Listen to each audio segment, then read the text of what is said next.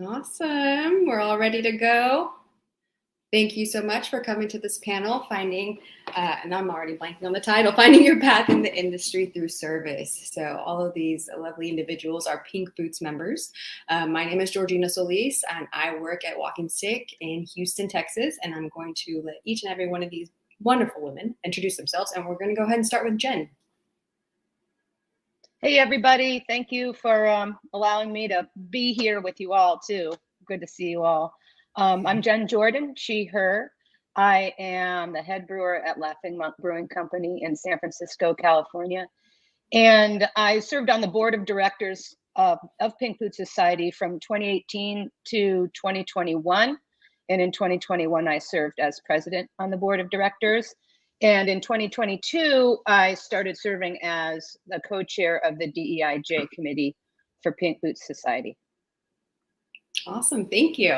We'll go to Pam. Oh, muted, sorry. That's right. Thanks. That's like the phrase of the past 2 years. You're muted. I'm Pam Catoe. I'm from Austin, Texas. I own craftbeeraustin.com, and I'm involved in a lot of other things, including porchdrinking.com, the Beerist podcast, lots of other things.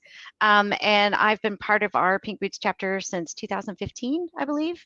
And since I own a blog, I've helped with the brew days for many, many years here in Austin, and we have record number of brew days every single year. And so I am now the committee chair for a committee of other volunteers helping with collaboration brew days around the world.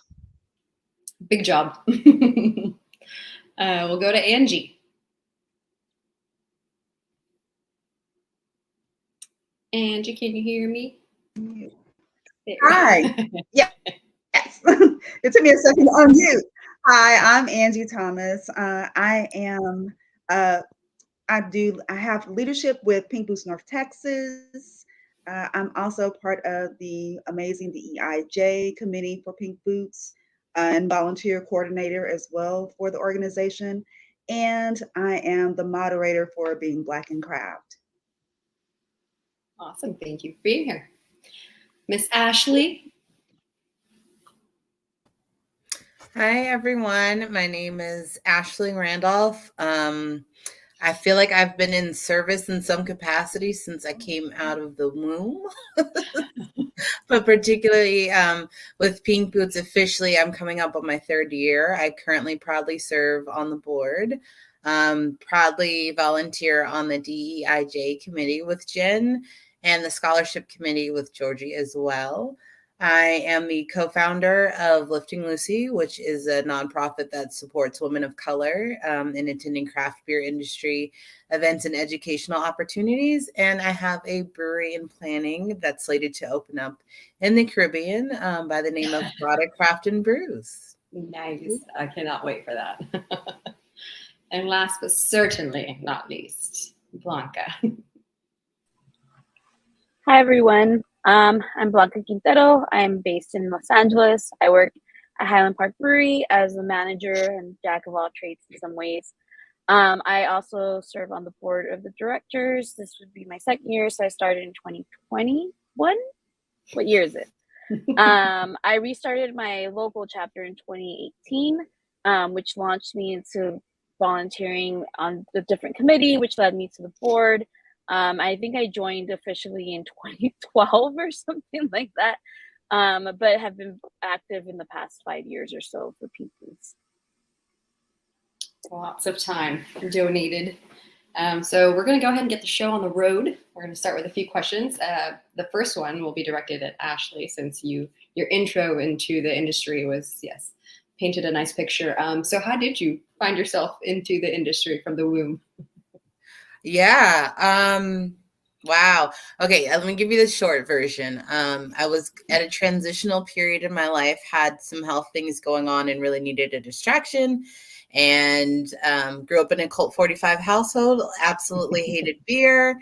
And a friend of mine that was living in Jamaica, but isn't a U.S. citizen, was like, I love living here, but I miss good beer. And I was like, what do you mean? There's Red Stripe. What more do you need? And he was like, no, like craft beer. And I was like, what the hell is craft beer? And came back home, went to my first beer festival. And that's actually where I was introduced to Pink Boots. Met a young lady there who was like, oh, you should really like check out Pink Boots. And so I was an unofficial Pink Boots member for a while. I just was like, I will show up. I just want to be in the room. I just want to learn.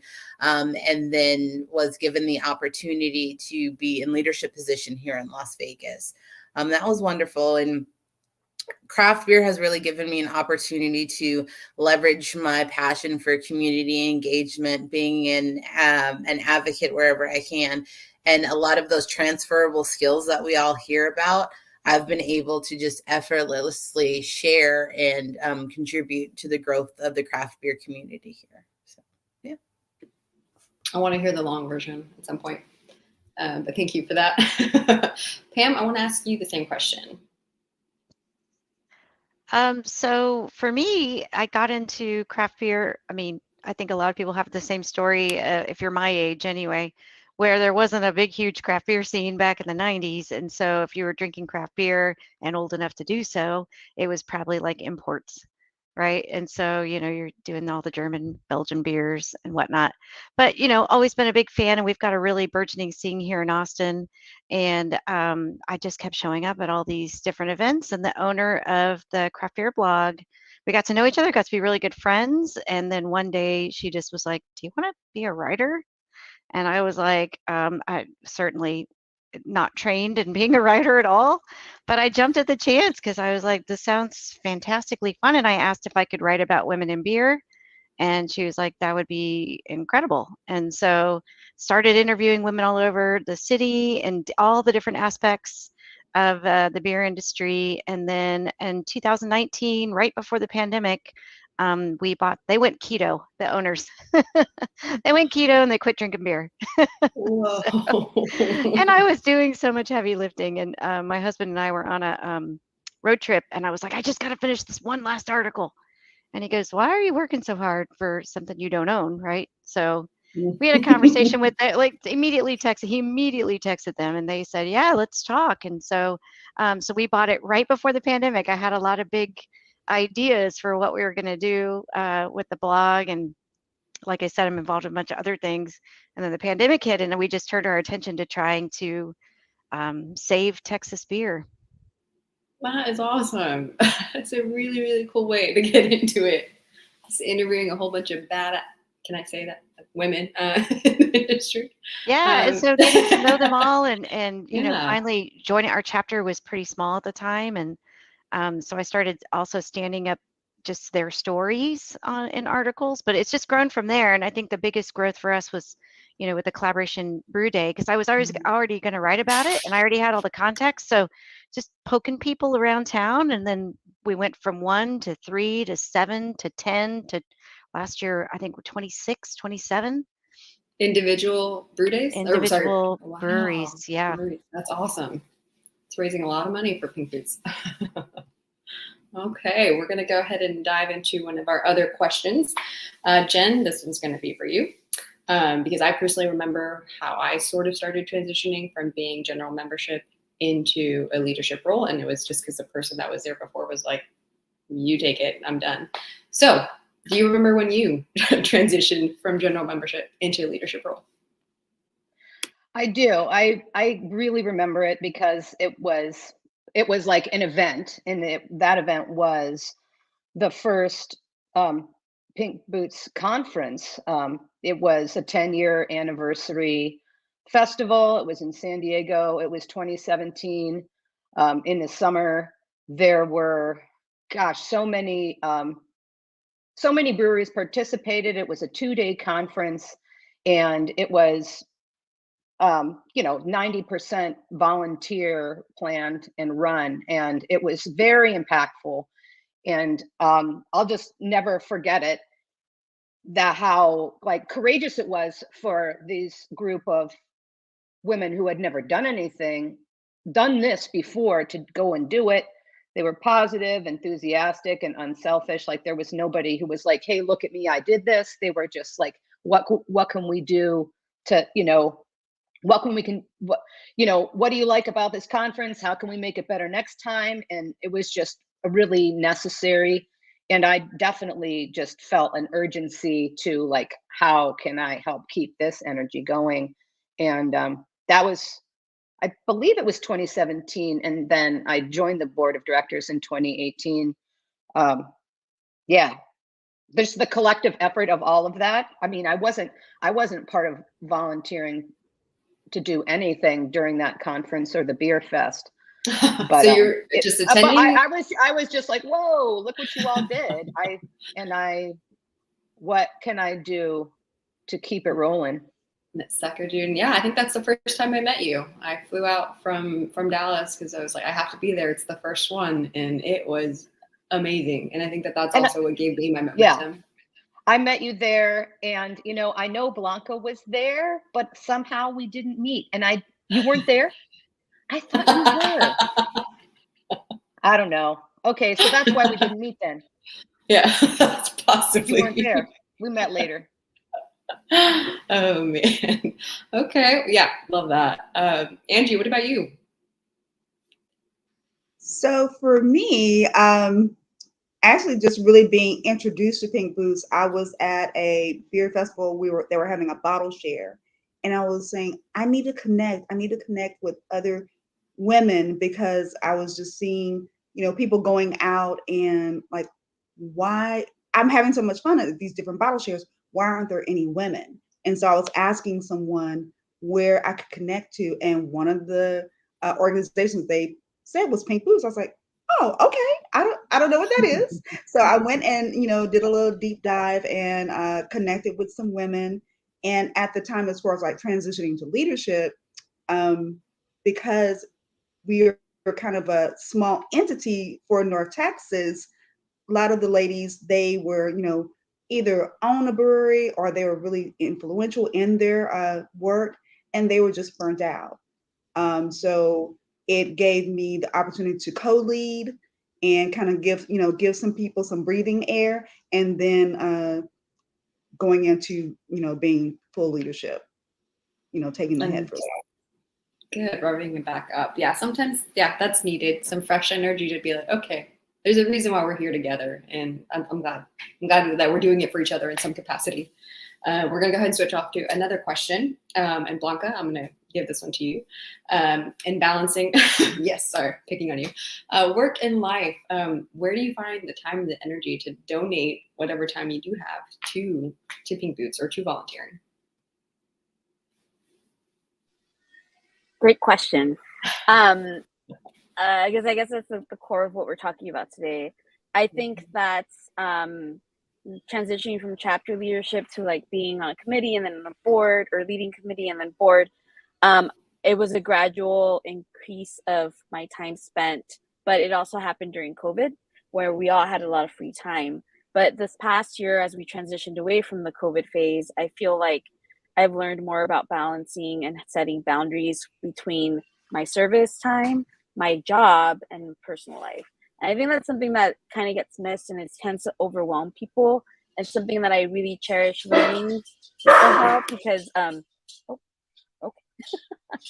any case, I think I'm not sure if I'm answering your question, because now I got distracted by the dog. But I think that it's important to find a balance and in not getting too caught up in any one thing, because there's always just so much. You can easily get dragged into several different committees, and then having regular meetings with the board, and then if you're part of any other nonprofit or organization, it can be overwhelming. But I think it's always positive to keep in mind what we're trying to accomplish and why we're doing these things. And it helps to kind of propel that as well. Yeah, well said. That's the reasoning for me. It's just like, why am I doing this at the end of the day? And then that's just, for my ADD brain, helps me kind of focus. But Ashlie, I want to ask you the same question. Absolutely. So I think I am really good at time management and setting expectations for engagement. I think it's the only child in me. I'm always willing to raise my hand. Sometimes I don't even realize that it's raised, but and I attribute that a lot from my parents and how we were raised. If we have any resources, we give it up. If it's our time, if it's our connections or whatever. And so later in life, I don't bounce back as quickly as I used to in my 20s. And so when I decide that I'm going to participate as something, it's really doing that honest, audit of what time do I have available. Setting up cadences are really important. So other organizations that I belong to, I may only interface with them twice a month, and knowing what is it going to take me to prepare for that. But I think the difference with Pink Boots is it's a change agent within my chosen family. And so I find that takes a higher priority than some of the other things that I've committed myself to supporting and affecting that change. But I've gotten so much from Pink Boots that it's my privilege to give back to the growth and development of the organization, but really scheduling and setting realistic expectations. If you are not using Google Calendar, please do, because I will forget things. I have reminders for the week before, the day before, 15 minutes before, and just really setting yourself up for success that way, especially if you are very busy and slightly overcommitted, such as myself. Setting those expectations and boundaries. Boundaries are very healthy. And it's hard sometimes when you volunteer and you give and you give and you give, and people see that you are not only productive, but reliable. Your reward often is that you are voluntold more what to do. And it's perfectly okay to say, I would love to, however, I can't. And instead of just having a hard no, renegotiate the terms of engagement, saying, I can't do this, but this is what I'm able to do. I like that. On the spot, though, I'm not that clever to be like, this is what I can offer. You come in immediately like, sorry, just cannot right now. But no, that's awesome. Like I said, that only child in me, I want everybody to be my friend. I want to help as much as I can. And so I'm like, yes, I'll do it. And then on the car at home, I'm like, shit, why did I say I would do that? So it's a learned practice that I'm still exercising daily. Yeah, instant regret. I just have a comment about that. Like, I used to think that self-advocacy is when you say, yeah, I'll do that. Yeah, I can do that. I can do this. I can do that. And I can do everything. And I thought that that's what self-advocacy is when you tell people that, yeah, I got this. I can do it all. But I've learned, over the past 4 or 5 years that self-advocacy often means saying no. Saying no to yourself, saying, no, I don't have time for that, or saying no to someone else and saying, I can't do what you just asked me to do. And, the idea of saying no, saying no and taking care of knowing yourself and taking care of yourself is really, really key. And you can sometimes be a lot more effective just by knowing, if it's not a hell yeah, then maybe it's a no. That's going to be my motto for everything moving forward. No is a complete sentence. All of these one-liners, I'm going to write them down. Well, and just to tack on to what Jen was saying, if you reframe it to think about not your time, but your energy, because I think something Jen hit on is if you're like, yeah, I'm excited about that, you're just naturally going to make the time and space for it because your energy level is really high. So you have to recognize those things. I learned a long time ago how to volunteer, because I was like, oh, well, I should do this. I should do that. And I picked certain things. I found out they drained me completely. And so finding what I love to do because my energy is there for it is really how you can kind of navigate how to say no, because you're just going to feel like that particular thing may just take more energy than you have to give. That is a perfect segue into my next question, and I was going to direct it towards you. So yes, speaking of energy, can you recall a time that you just were like on the brink of like, I cannot keep donating my time. Like I'm overwhelmed, too much on my plate. I think everybody feels that way. And I think it's not being afraid to ask for help. So, of course, Sue Rigler, who was, leading the brew days for many years, absolutely a ball of energy. I mean, that's a great way to describe Sue. She's energy. And when she was leading the collaboration brew days and she was also starting her own brewery, she started bringing in other folks to help support different little tasks. And that's kind of how we got connected. And I think that's really important. You have got to lean on that support system. Don't feel bad about asking for help when you need help, when you feel that overwhelm. So I think it's really important. And I think this group is really good and well versed at doing that, to say, hey, I can't do this, but I know someone that maybe can help. And those bite-sized pieces, when you think of volunteering or giving your energy to something, some of those things are really exciting to other people. Like, for example, I can't stand to have to do social media posts. I don't know what I'm doing. It'll take me like an Same. hour. It's not be good. I end up throwing something out. This is even with my beer blog. And I'm like, hey, look at the article. Read it. I don't have time. Look, go. There's a soccer game and beer. Go watch it. I don't have time to get cute with little Right. gifts and pictures and stuff. But some people love that, and their energy is there for that. And they're really excited. They're like, oh, I'll take that. So I think it's also okay when you're thinking about, getting involved and volunteering, that it can be something very small, yet very impactful. And I think that's a really good way to also parse your energy out a little bit and not feel so overwhelmed. Is if I said to somebody, can you help me lift this whole entire ball of wax for a couple of days because I'm busy? They're going to be like, oh my gosh, it's on my shoulders? Are you kidding? But if I just very carefully say what's important, what's a priority, and is there a small little thing that somebody else could maybe handle, it's likely that it'll be easy for someone to swoop in and kind of lift you for a few days. And I think that I really do think this group is really good at doing that. Yeah. Well, we tend to like each other, so we'll help each other out. I have a question for Angi and Blanca, and I'll start with Angi.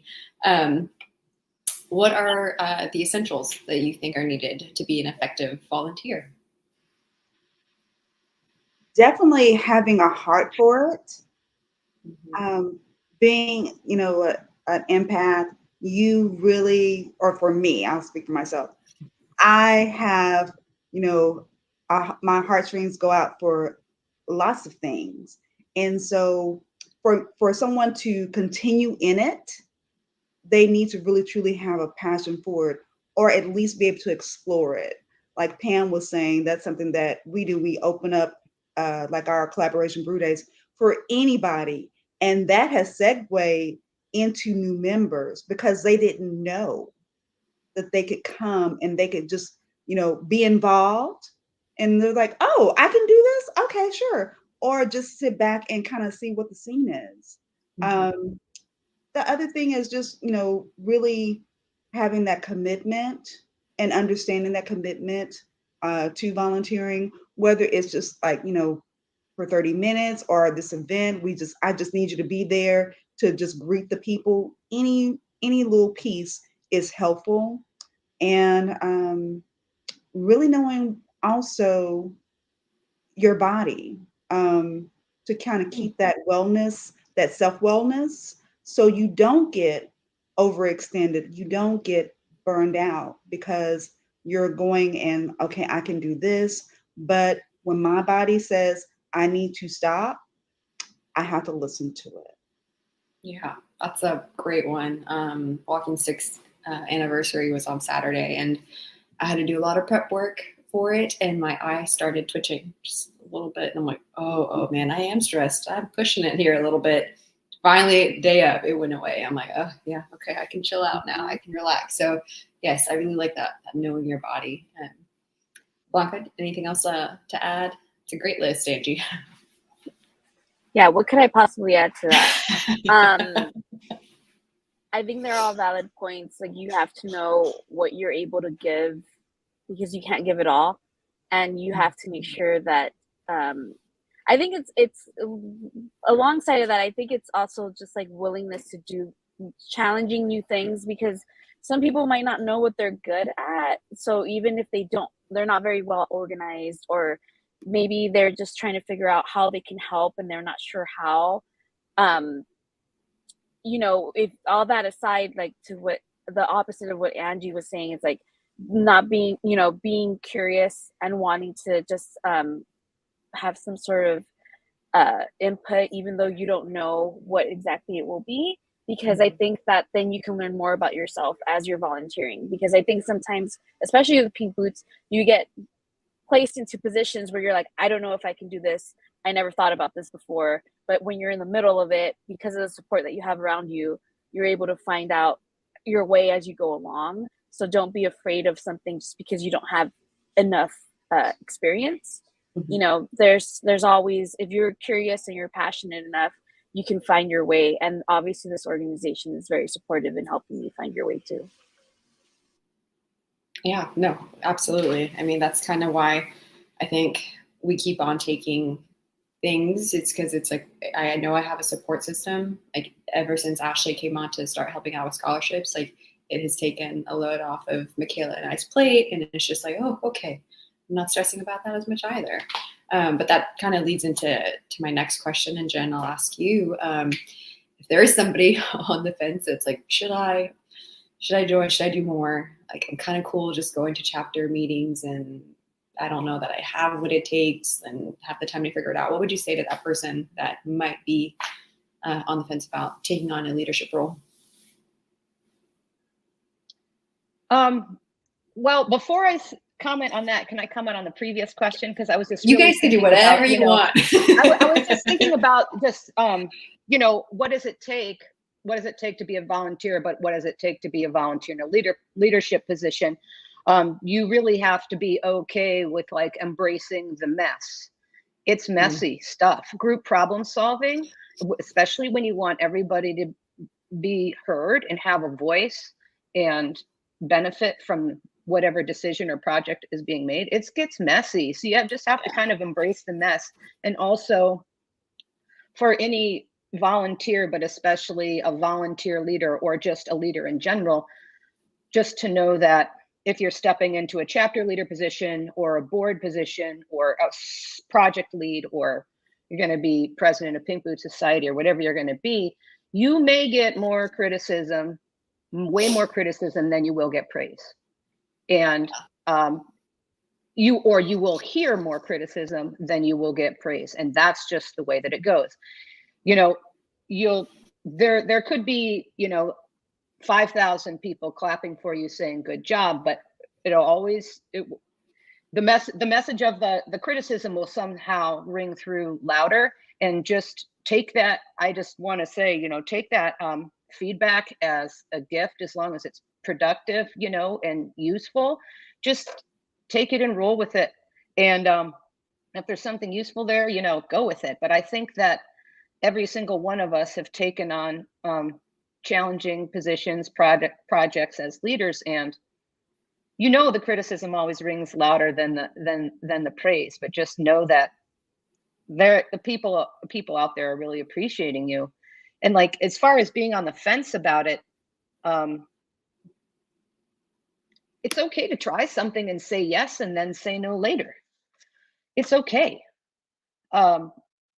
It's a volunteer position. And even if it was a paid position, you can try it and say no later. That doesn't mean if you realize that it's not for you, that was a learning opportunity for you, and, just step away. But if you're on the fence, I would say, find out who your point person is. Find out what are, the specific time requirements and tasks you're being asked to do. And also to have mentors, have a handful or a basketful or a minibus full of mentors. Even if they don't know that they are your mentor, they don't have to even know. They don't even have to know you. You just have to have people who you see as inspiring. Someone you read, someone you listen to their, see their blog or whatever. It might be a friend who's in the industry, or it might be, someone you look up to and want to be like, who does know you, but you need to have a whole bunch of them. They'll help you sort it out. They want to help you. So, I loved everything about have those people. Know who those people are, even if they don't know, you never told them you're a mentor to me. They maybe you could if they might. So this is when I should appreciate tell it. you that you've been a mentor to me. So. She knows she's a mentor to us all. Does And anybody else? I could go. Oh, and just this other thing. Sometimes a volunteer opportunity, an unpaid volunteer opportunity, is going to be way more rewarding than what you're getting paid to do. The reason why you're getting paid to do the thing that you're getting paid to do is because it's. I don't know. I'll just leave it there. You know, but if you choose to do something, you know, because your gut and your heart is in it, that's, you know, that's what life is about, really. Mm-hmm. Absolutely. If anybody else wants to add anything to that, that was perfect. I do. Just what Jen was saying, as far as like making sure that the person that's wanting to volunteer, that they know that they have the opportunity to say, you know what, this may not be the right fit. And people in those leadership positions, to let those people know that there's grace in that. It's not a failure for you to try and see if it fits. I have done that a couple of times when I'm doing, you know, trying to connect someone to Pink Boots as far as like volunteer. I want, you know, it was like, I want to do all these. I said, okay, that's great, but I want you to go ahead and pick one. You can do all three, but I want you to pick one and see if this is the time commitment is good for you, and slowly transition into that, because we want you to be happy at where you're at and stay. Mm-hmm. So give that grace and let them know that they can have that grace. And you just touch on something huge, and that is the concept of being the leader or the mentor is to be patient and empathetic. It's not about you. So you may want to go a million miles an hour with whatever it is you're working on. You need to allow people the time and space to learn, and they're going to come up with their own innovative ideas. So I think that's really important, is if you're going to, you know, build a team and have these volunteers that want to come in and try something new, you got to let them kind of go for it. Right. And so I think it's, you know, as busy as everyone is, if you just bulldoze over somebody, it's going to have the opposite effect. They're just not going to want to participate. They're going to be disgruntled. They're going to want to leave. So you said something really important there. Listen, be patient, try to understand where they want to go. And that's all about being the leader, right? And at the risk of turning this into Pee-wee's Playhouse, for those of us that are old enough to remember that, I'm going to throw the word collaboration out there again. I know it's something that's overused in our industry, in our community, but really keeping in mind, Angie and I actually were watching something last night on HBO, and it was a different organization, but the leader said, you know, this is all of ours. It's not one particular person's project. This is all of our project. And making sure, especially when you're asking people to come on and support you with whatever you're doing, you know, with your organization, that it's not just about one person, not just one person sets the tone, and really making sure. Another conversation that Jen and I had recently, it's this dance of give and get. You want to make sure that your volunteers, yes, we want them to give, but we want to make sure that they're getting something out of the experience as well. And when that ratio's off one way or the other, somebody's not going to be happy. And so just be open and willing to having those conversations and those check-ins, as Angie said, and, you know, letting it be known that there's not going to be any hard feelings if you try and it's not for you, or you try and you're like, there's so much more I can do. I want to try a new role, or the opposite. I need to take a breather for right now. That give and get, really important. Awesome. All great points. Anybody else? And please, with any of these questions, if you want to add, just please feel free to jump in. But we'll go ahead and move on to the next one. And Ashlie, I'll keep it going with you. During your time volunteering, is there something that you learned about yourself that you didn't like, or a new skill set? Obviously, you're really great with Google Calendars. Yes, I should be sponsored by Google, because Google runs my life. It really does. Something that I discovered about myself that I didn't like, not so much that Or I liked, okay. whatever. Yeah. So I would say that lately, getting older, different phase in life, whatever you want to call it, my body has told me that I need to slow down. My body has told me that I can't do everything. And it is in my inherent nature when I see that plates are being spun in the air and it looks like one's about to crash, I'm the first one to try to keep it going. And sometimes you just got to let that plate crash. And so if you find yourself, and this is a challenge that I have in almost every organization that I'm a part of, if you find yourself overextending, it's okay to have a conversation with leadership and say, hey, this person has said that they're going to do X, Y, Z. They've not done it. Where is that conversation of accountability? Because I may be stepping in to do that, and that's not fair to me, and that's not fair to the organization. So that was an internal conversation that I had to have with myself, and it was scary, but I did have to speak up and say, look, let's look at what's going on. And coming back to that engagement, yes, this is all volunteer based, and we know we all have incredibly busy lives, but it's not equitable to put that burden on the same set of shoulders all the time. And that's been a really icky, uncomfortable conversation. But thanks to the amazing members of this organization, it wasn't icky for very long.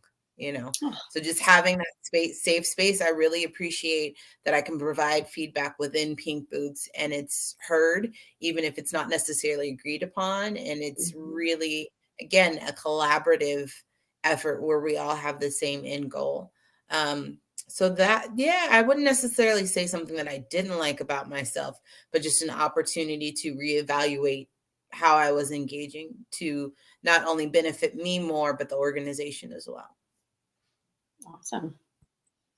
Anybody else that wants to share? I'll go with mine because I definitely learned that I tend to get fixated on a few individuals that I see have like potential. I'm like, hey, I've noticed that you're really good at taking, leadership roles with this and that. And so then I tend to kind of push them towards that without actually having that conversation. Like, is that something that you want? And then I let myself down because like they don't meet these expectations that I made up in my head. And I'm like, I just need to actually talk to people and be like, is this what you want? Because they might not. Maybe for that instance, for that event, they did, but that was it. And so I just get like, anybody, right? If in a volunteer role, you're like, oh, I found somebody that's going to work as hard as I am, going to give their time, come with me. And then they really don't want to. So communication, I'm getting better at it as I work with way more people all over the country and world. Mm-hmm. I would definitely say for me, because I've always volunteered in some type of capacity. Like Ashlie, since I was a little kid, I'm the one that was begging my mom to put money into the Salvation Army bucket because it just was there. So bell. I just loved it. Being a nerd, going to the library, and just finding myself in volunteer opportunities that I didn't know existed. So with that portfolio of all different facets of volunteering roles, I felt like it gave me, now in leadership, I know different intricacies of volunteers. I can see both sides very easily, so I can kind of pinpoint, this is what would work better. This is something that would be different. I can understand what is going on because, of course, I'm a volunteer, but in a leadership role, it gave me a chance to kind of step up and use those tools that I've acquired. Anybody else? Saw somebody going to unmute. No. Oh. Yeah, I was just gonna give you your flowers for a minute. I would say I really appreciate your willingness to jump in and lead conversations within the board as well as the scholarship committee. So please, give yourself a round of applause. I think your communication is spot on, and you really have a demeanor of, again, that spirit of collaboration. and you're open to feedback and open to giving feedback as well. So yes. Oh, thank you. I told you, you're doing good. That's because I realized I should ask for help more often, and luckily the people that are there actually want to help. So it breeds that environment. So I would say, absolutely, you're amazing. But I would also say that kind of how you're like, oh, wow, thanks, is that self-talk sometimes. Like we're not so good. It's so easy to tell you how well you're doing, but how often do you tell yourself how well you're doing? Rarely.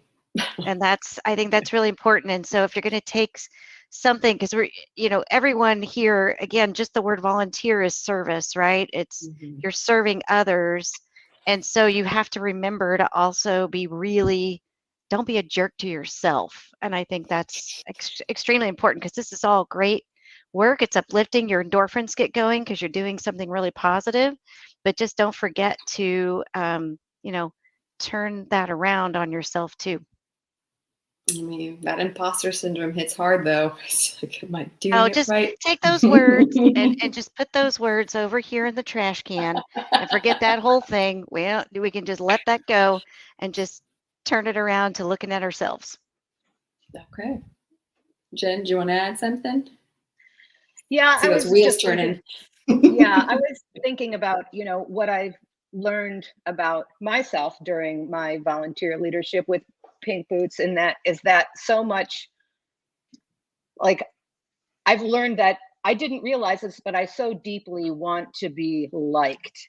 And so I'm always trying to use my humor and use charisma to be liked. But then I realize that if you're doing that, you often lose track of the project or the policy or whatever it is. I mean, I don't know how much policies help us, but the thing is that I always was putting people and their trust of me above the actual work. And sometimes when you do that, you can lose track of what the vision is.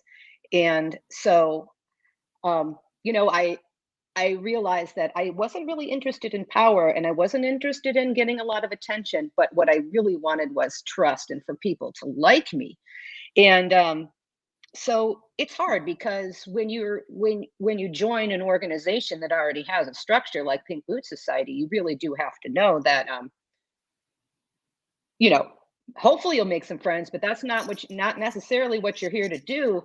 So yeah, and I also learned about how many different styles of leadership there are. I did research about different leadership styles, and I learned about what mine is. And I learned that I had a servant leadership style, where I was trying to look at the needs of the people that were in my group, and putting that above all.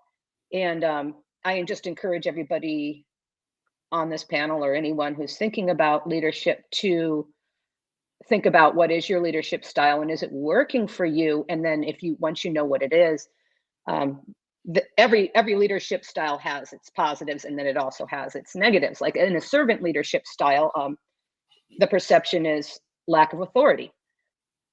Because as a servant leader, you're like, I want to help you, tell me what your needs are, I want to help you. And then it's like, no, you tell me what to do.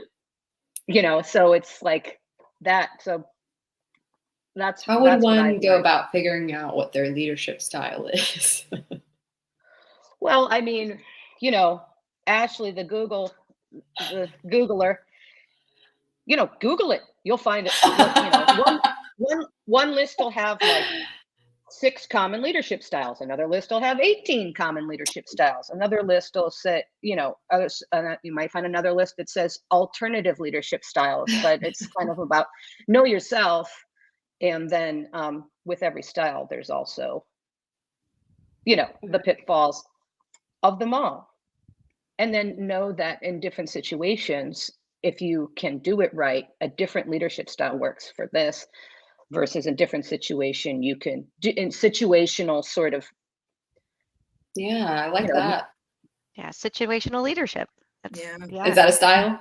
Sorry. No, it's Just actually like kidding. a class, but I would say absolutely Google it, but look for people like Adam Grant and doctors and actual clinical, psychologists. Don't just Google it like the GQ quiz or whatever. The BuzzFeed quiz. Yeah, don't do that. What And kind of fairy am I? Okay, just kidding. I think, and again, this harkens back to a conversation that Jen and I had recently. We were both former school teachers. And it's kind of, at the risk of sounding slightly condescending, when you are in a leadership position, it's no different than being in a classroom. And of course, you have every person that's in that learning environment, whether it's an organization, a company, whatever it is. But when you are put in a leadership position, as Jen said, the people have spoken and they've put their trust in you to lead.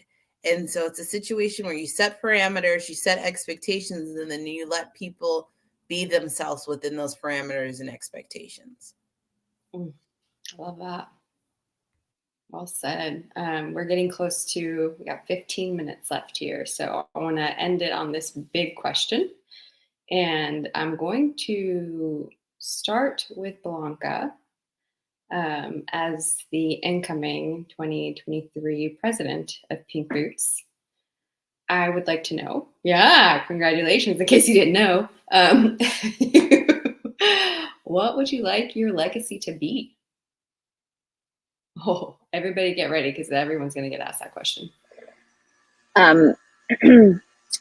So as I was listening to everybody else's responses, especially Jen going on about like what she learned about herself as a leader, I was remembering why I, when I was running for the board, what I said. And sorry, the glide call is behind me. So if you hear that noise. Anyway,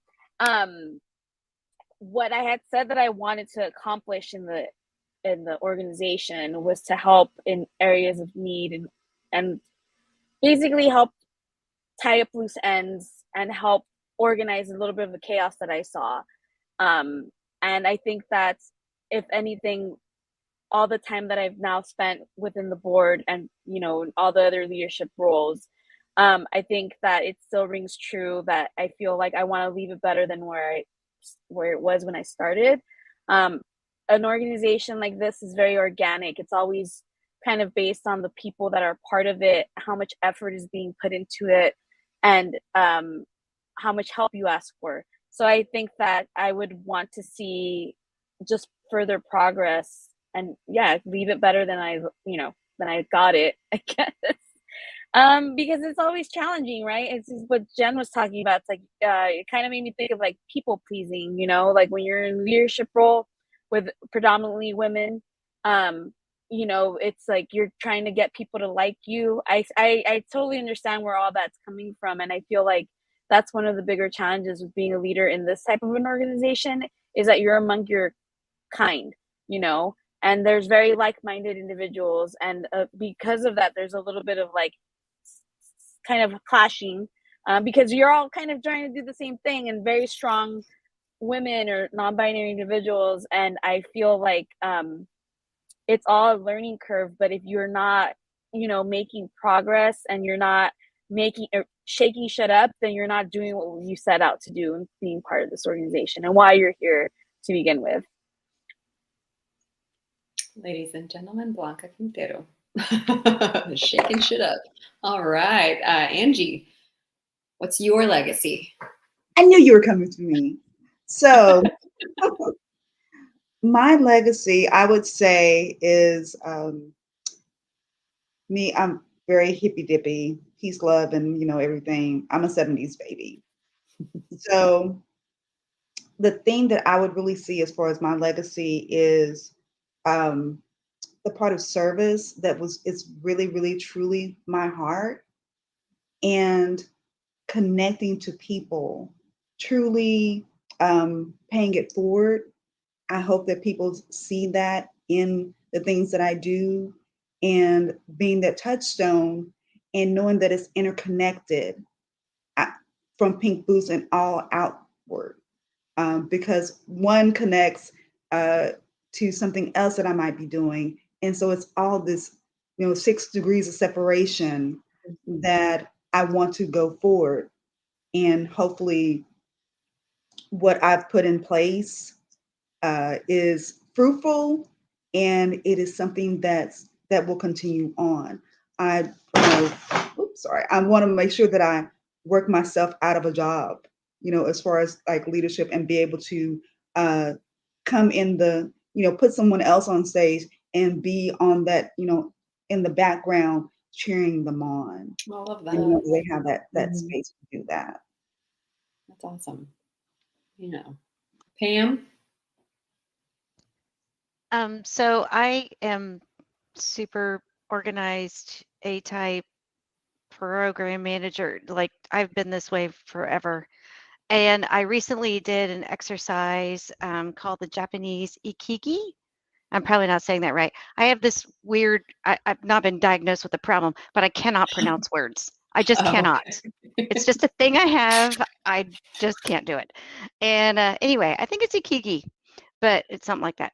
And it's basically, what's your purpose in life? And through the exercise, because I feel like through the humdrum of life and all the things we're required to do, and I'm also a mom, and just checking every box all the time, you lose the creativity and the innovation and the kind of excitement. And so my new ikigai is I am an excitement generator. And Okay. that is what that's the words I came up with. I finished the exercise and I came up with excitement generator, and that's what I want to be. I'm organized, and yes, I absolutely want to leave things better and hope to kind of make things a little easier, but I also want to generate excitement and get people really creative. Like, so again, I'm working on Collaboration Brew Day, so that's exciting. It's exciting. Yes, it is. So sure, I'm going to put a checklist together. Yes, we're going to give people a guide for the brands, but what can we do to kind of generate excitement? That's really what I want to do, because that's going to make me really happy. And that's, again, your energy. You got to be really, the energy is why you're here, right? Yeah, I want to figure out what that exercise is. If you could share that at some point, that'd be awesome. As Ashlie is also watching it. Okay, so Ashlie, go ahead. What's your legacy? This is a really weird question. And I say weird because in my head, I'm still 16 and I'm like, legacy, like I'm nowhere near phasing out of anything in life, knock on wood. Right. Fingers, toes, everything else. But there's a few things. I would like to have a legacy of consistency, meaning if I say I'm going to do something, that I do it the way that I've set up going to do it. And if I can't, I've made adjustments to meet whatever expectations have been put in place on both sides. I think I would like to hopefully leave a legacy of accessibility. And what I mean by that is not only opening a door, building a bridge, leaving a hand for those who come behind me. I know that's very cliche and we say it all the time, but not only making Pink Boots accessible, but me as a person. I recently just finished the cohort for this fall's BA mentorship program. And I had 5 fantastic mentees that when I just even think about them, my cheeks start hurting because I just smile so much. They're so amazing and they're going to do so much for us as a community. But really, being an accessible and approachable person. I'm a human just like anybody else. I have my whoopsies, but, hopefully they're not as frequent as my good days. But really, making sure that people know if I'm somebody you see at a Pink Boots meeting or at a conference, or you see me on Facebook, or however you find me, please, please, please approach me. I am happy to make myself accessible to you within reason, except for you, Georgie. I was going to say, I was like, man, I just like gravitate towards you. Be my friend. Absolutely. And then the last tenet of my legacy would be that of impactfulness. We're all here on this planet in this life taking up resources, whether that's somebody's energy, water, land, whatever the resources are. And I really just want to make sure that for what I've taken from my time here, I have given back enough to balance that out, if not have credit for the next endeavor of whatever that is. I So love Angie, that. there's your hippy dippy aspect. Yeah, that's awesome. So yeah, those two things, consistency, accessibility, and impact. Okay, Jen. Gotta follow all that up. I feel like, my legacy as a volunteer leader is constantly evolving because we're still doing it. Right. But if I was to stop being a volunteer or a volunteer leader anytime in the very near future, I would like to be remembered as an authentic servant. Like, this is it. This is what you got. And if you got feedback, I'll listen, and I want to hear it, and I'll take it, and we'll move forward together. And that I really want to open as many doors as possible on the ground level. I know there's a certain structure that's involved, especially with a nonprofit organization that's been established and is, almost 16 years old now. But that doesn't mean we can't build a new door. That means we can't make more windows or, get some ramps and elevators and all kinds of things that we need. Like, there shouldn't be one way in and only one way to move. And so kind of changing what it means, hoping that I changed what it means to be a member of Pink Boot Society, and that anybody who would want to and sees value in it and wants to contribute to it can find their place and benefit from it. And then I hope that I've helped to develop the group that was serving with me and followed what the lead that I took, that that's all I want to do. And it really is, like Ashlie was saying, it really kind of goes back to, the 15 years that I spent as an elementary school teacher, where basically every day my value of myself came from how well did I support the needs of the little people in the room. So, and and you don't really get that from a production focused job where you really just want to hit some numbers and dial it in. But that's still part of who I am. And so that's what makes me the kind of leader that I am. My heart is so full. I don't know if it's my hormones, but this is all making me feel like so much love. Thank you, all of you, for contributing. All the heart emojis. Contributing to this panel. I think we said a lot of heavy stuff, some real stuff, and I'm just so glad that I get to share my volunteer time with you that are working equally as hard. And hopefully this helps those individuals on the fence about taking on some leadership roles to hop on over, and because we need it. We need all the help we can get to keep moving forward. We need more excitement generators and all the hippies to come out. So if anybody else has anything else to add, I think we are going to wrap it up. If Mr. Andrew is nearby, or Pam, did you want to add one more thing? Sorry. I just wanted to say thank you. Yeah, thank you for pulling this together. I really appreciate it. I feel the same way you do. Every time I get to have these kind of interactions, which isn't that often, my heart is just full. So thank you. Yeah, good. Hope everybody feels the same way. Yeah, thanks, Georgie, for tying it all together. I have my moments. Okay, well, on that note, I hope you all have a lovely evening and rest of your week. And I will see you when I see you. All right, bye. Bye.